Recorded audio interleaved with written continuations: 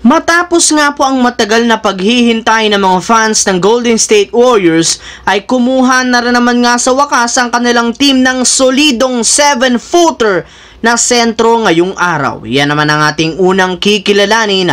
Nasasabayan ko na rin ang balitang papasok nga daw po sa Gilas Pilipinas lineup si Renz Abando at ang balitang ipapahiya nga daw ng Los Angeles Lakers ang Denver Nuggets sa kanilang ring night. Kaya mga idol, tara!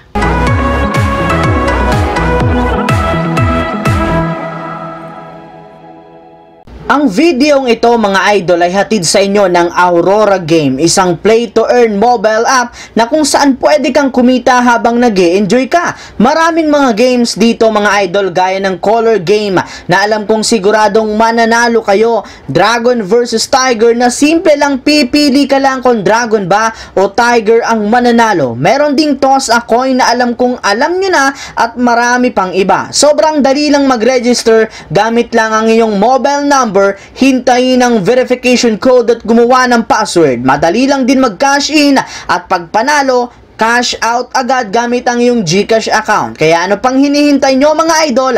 Mag-download na at manalo. Nasa comment section ang link para makapagsimula na kayo. Gaya nga po ng napag-usapan natin noong nakarang araw, patuloy para naman nga po ang paghanap ng Golden State Warriors ng mga bagong malalaro sa loob ng free agency na posibleng kumumpleto sa kanilang kupunan. Sa katunayan, ngayong araw lamang nga po ay binulgar mismo ng sikat na insider na si Shams Charania ng The Athletic. Pinapirma na nga po nila ng Exhibit 10 contract ang kanilang pinakabagong player na si Jace Johnson. Sa mga hindi nga po dyan nakakaalam, si Jace Johnson nga po ay isang napakasolidong 7-footer na sentro na itinuturing ngayon bilang top rebounder sa NBA G League. Nag-average nga ito ng nagdaang Summer League ng 6.7 rebounds a game. Subalit, dahil nga Exhibit 10 deal lamang ang pinirmahan nitong kontrata sa Warriors, kailangan muna nga po niyang makipagsapalaran at makipag-compete sa darating na training camp kung gusto man niyang makakuha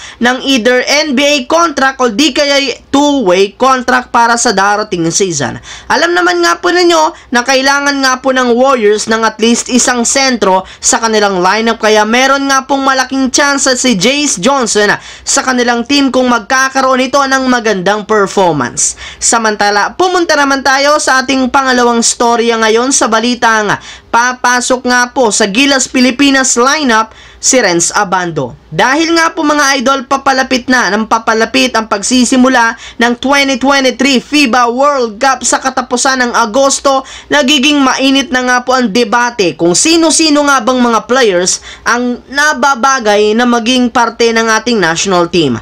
Napakarami rin naman nga sila ngayong napakagagaling na player sa kanilang lineup, kaya siguradong hindi nga po magiging madali ang pagbuo nila ng kanilang final 12-man lineup. Pero kung majority nga po ng mga analyst ang tatanungin, ang pinaka nararapat nga pong player na dapat nila ditong ilagay o isali ay ang batang manlalaro na si Renz Abando na kailangan nilang bigyan ng experience sa international stage at competition. Yes mga idol, isa nga ito sa mga dapat nilang paglaruin sa darating na 2023 FIBA World Cup, gayong inaasahan nga po na magkakaroon ito ng malaking impact sa loob ng court.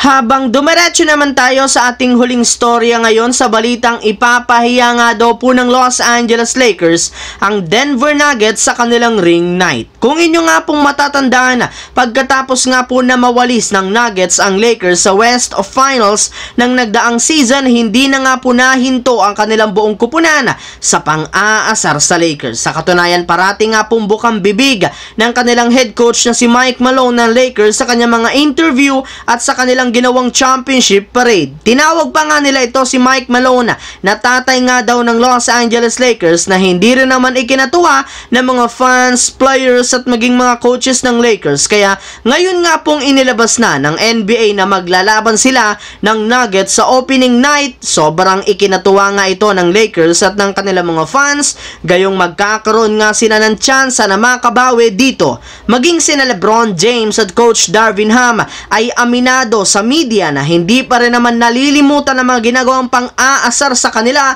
ni Coach Mike Malone at ng Denver Nuggets matapos ang pagkatalo nila ng nagdaang playoffs. Kaya balak nga po ng Los Angeles Lakers, ni LeBron James at ni Coach Darvin Ham na pahiyain ang Denver Nuggets sa kanilang unang game sa regular season, kung saan gaganapin rin naman nga dito ang kanilang ring night sa loob ng kanilang bahay. Yes mga idol, dito rin naman nga pumakukuha ng Nuggets ang kanilang mga championship rings at gusto nga itong sirain ng Los Angeles Lakers at ni LeBron James sa pamamagitan ng pagbawi at pagtalo nila sa loob ng Ball Arena. So yun lamang mga idol ang ating bagong video ngayong araw na ito dito. Once again, this is your J-Zone TV. Huwag kalimutang mag-like at syempre mag-subscribe, pindutin ang notification bell sa akin channel para lagi kayo maging updated at laging ma-notify sa mga videos